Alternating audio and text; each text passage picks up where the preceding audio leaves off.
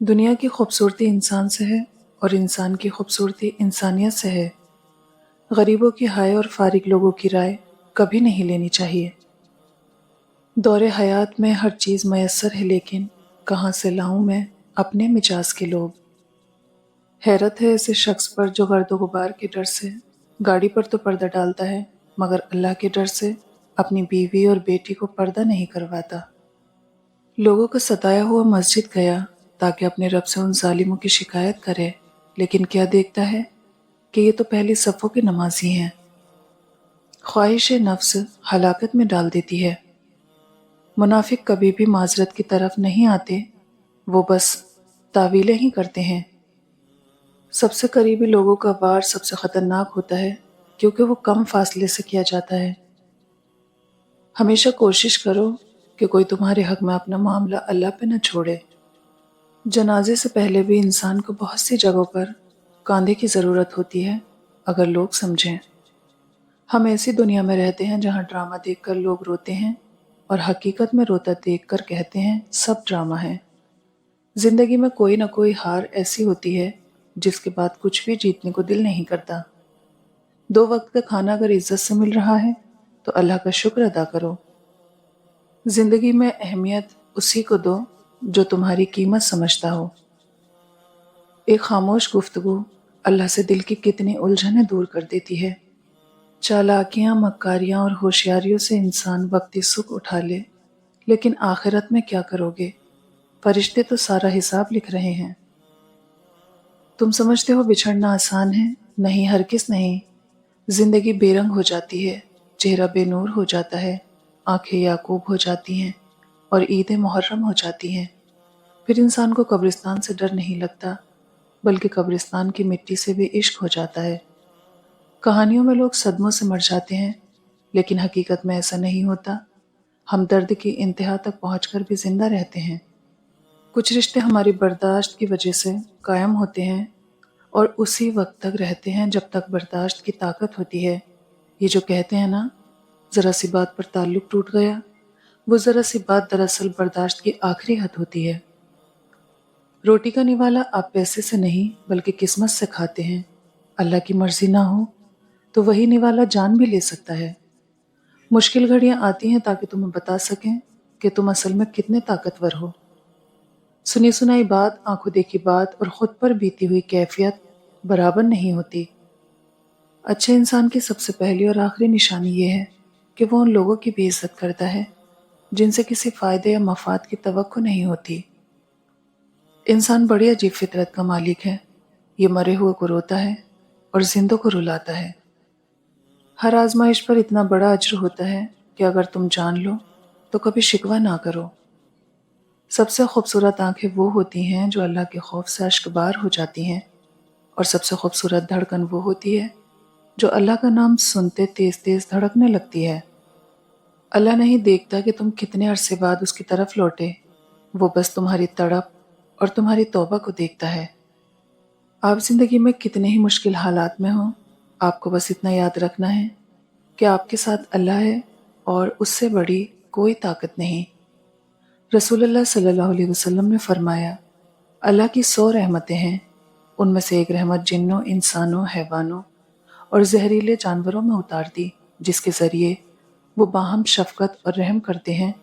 اسی وجہ سے وحشی جانور اپنے بچے پر شفقت کرتا ہے، جبکہ اللہ نے 99 رحمتیں اپنے پاس رکھی ہیں جن کے ذریعے وہ روز قیامت اپنے بندوں پر رحم فرمائے گا۔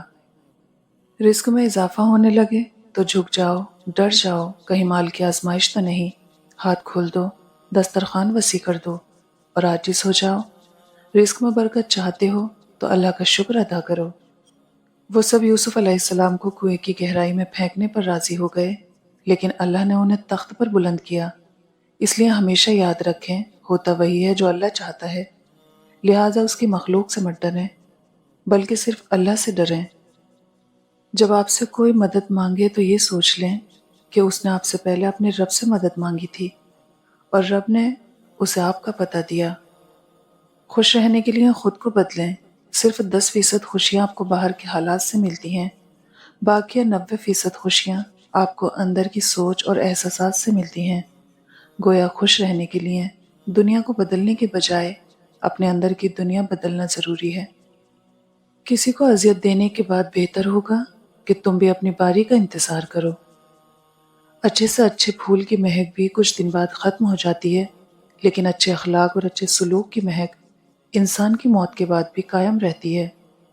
زندگی میں ہمیشہ وہ لوگ پرسکون رہتے ہیں جو پوری نہ ہونے والی خواہشوں سے زیادہ ان نعمتوں پر شکر کرتے ہیں جو انہیں اللہ نے عطا کی ہیں۔ اگرچہ مختصر رہیں لیکن مخلص رہیں۔ کئی بناوٹی چاہنے والوں سے ایک مخلص چاہنے والا بہتر ہے۔ اگر آپ کو کوئی کہے میرے لیے دعا کرنا تو واقعی کیجیے گا۔ کون جانے اس لمحے دنیا اس کے دل پر کتنی بھاری پڑ رہی ہے۔ اس قوم کی جہالت کیسے ختم ہوگی جو قوم اپنی اولاد کی تعلیم سے زیادہ اس کی شادی میں دولت خرچ کرنا فخر سمجھتی ہو۔ روز قیامت لوگ اپنے گناہوں سے زیادہ دوسروں کے ساتھ کیے گئے بدسلوک کے باعث گرفتار کر لیے جائیں گے۔ خارے راہ سے الجھ کر دامن تار تار نہ کر، ناحق کے بوجھ سے خود کو زیر بار نہ کر۔ لوگ کیا کہیں گے، یہ ایسی گھٹیا سوچ ہے جو اللہ کا ڈر نکال کے لوگوں کا خوف ذہن پر غالب کر دیتی ہے۔ دنیا کے ہر میدان میں ہار جیت ہوتی ہے، لیکن اخلاق میں کبھی ہار اور تکبر میں کبھی جیت نہیں ہوتی۔ اگر کوئی آپ کی نہایت احمقانہ بات پر چپ ہو جائے تو سمجھ جائیں کہ وہ آپ سے کردار میں بڑا ہے۔